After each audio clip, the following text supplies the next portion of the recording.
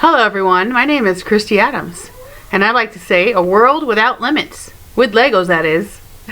Lego started out in 1954 with its first Lego and now has grown to a $35.8 billion business as of 2015.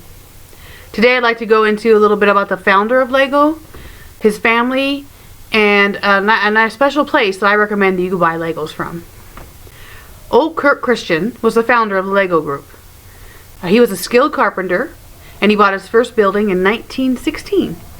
The name of his building was the Billund Carpentry Shop and Lumberyard. Ole was married, and he had 4 children, all sons. Their names, from oldest to youngest, were Johannes, Karl, Godfred, and Gert. In 1924, 2 of Ole's sons were playing with a glue smelter and ended up burning down his shop and his house. It destroyed it completely. Ole designed and built a new larger building and had to live in an apartment behind it due to the cost of the building. 1930, the Great Depression hit and Ole's furniture sales dwindled to almost nothing. He fortunately was able to sell some small items like ladders, ironing boards, and some small wooden toys. This barely put food on his table. In 1932, Godfred started working with his father Ole, and they focused on the toy line, and they had a total of 28 designs. The toys were made from birch wood, and it was special because he would air dry it for 2 years before making the toys out of it. Ole also put 3 coats of paint on each toy. He took great pride in his work in making his toys, and he didn't take any shortcuts. Unfortunately, in 1932, Ole's wife died, and Ole was left to raise his 4 sons on his own.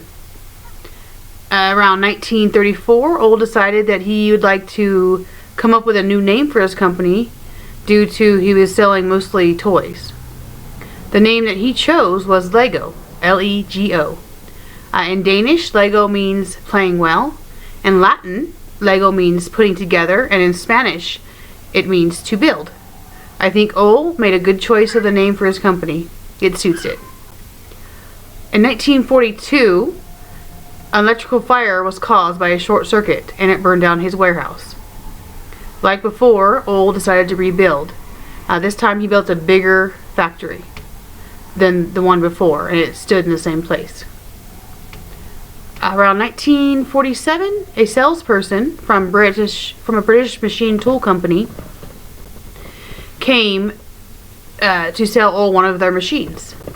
Ole purchased the machine, which cost him twice his previous year's profit. The machine was a molding machine. Depending on the mold you created, it could produce whatever you imagined. It took Lego 2 years to come up with their first plastic toy. 1957, Lego celebrated its 25th anniversary. Ole's son Godfred was given the position of managing director. He held this position for a little over a year, and in 1958, he was promoted to the director. Unfortunately, this is when his father passed away.